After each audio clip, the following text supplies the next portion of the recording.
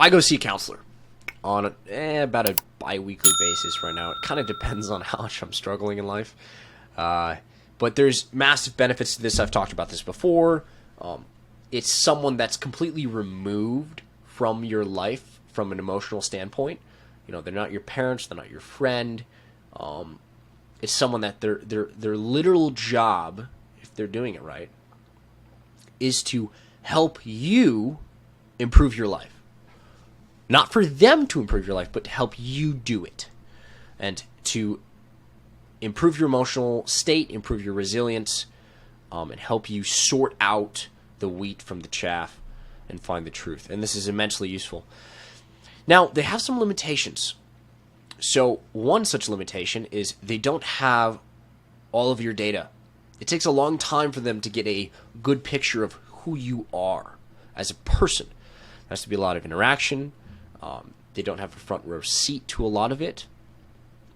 So that's a big limitation.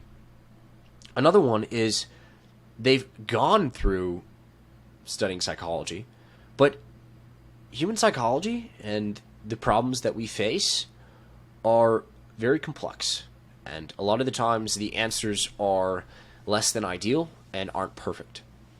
So they're juggling that complexity, and not to throw shade at counselors, I think they do overall a pretty good job, but it's a very difficult job to do.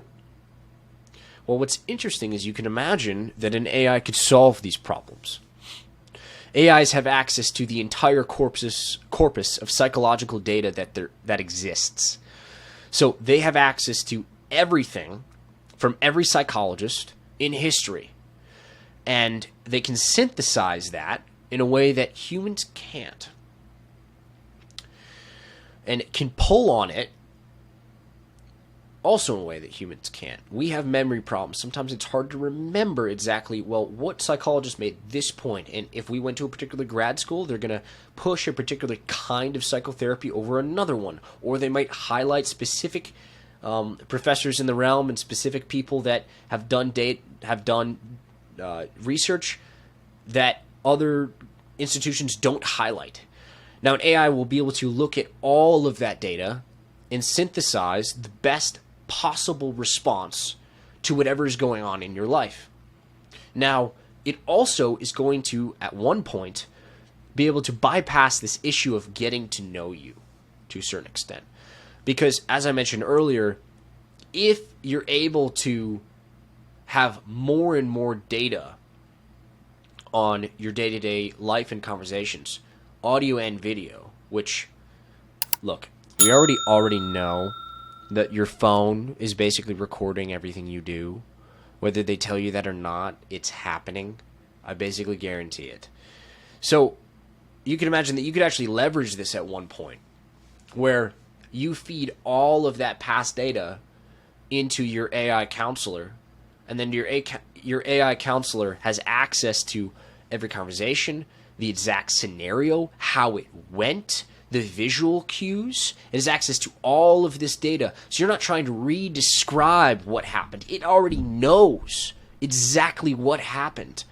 And then it has all of your own personal data already, and it has access to every single psychological study, every single piece of psychological data that exists. It can synthesize all of this, and it seems reasonable to suggest that will effectively be your best bet for a counselor. It will be the best counselor, effectively speaking. So, now, a common rebuttal to this is, but I like to actually talk to a human, and fair enough. Now, there's some interesting data on this too. So, a recent study that just came out, which is just fascinating, is basically what happened is researchers from the University of California, San Diego, published in JAMA Internal Medicine a study that compared the responses of ChatGPT to a random selection of about 200 common medical questions to the responses that doctors gave. And this is what it found. It found that 80% of the time, doctors ranked the responses of ChatGPT as better, more informative, more empathetic than the responses of the actual doctors. So effectively what this means is that AI already in certain use cases is more favorable to interact with than an actual person. And there's no reason to suggest that this won't continue to increase. So to use this back to our AI counselor example, I mean, you're going to be able to have a deep fake, a video deep fake of whatever you want your counselor to look like, whether you want it to be female, whether you want it to be male, whatever age, hair color. I mean, pick whatever you want. You could even have it look like a famous counselor.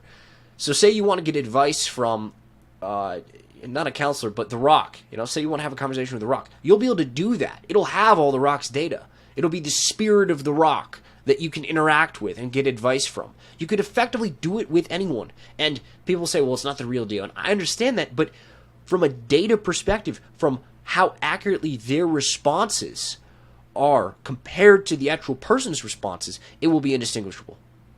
And there's no reason to suggest that this is not coming down the pipes, and this is coming. And I'm not saying it's bad necessarily, but I mean, look at this. I mean, this is crazy from a purely economic perspective. I mean, the utility of being able to just talk to the most efficient counselor ever that you can talk to whenever you want. I mean, zero monies or a very, very small amount. That's huge. So this is just massive.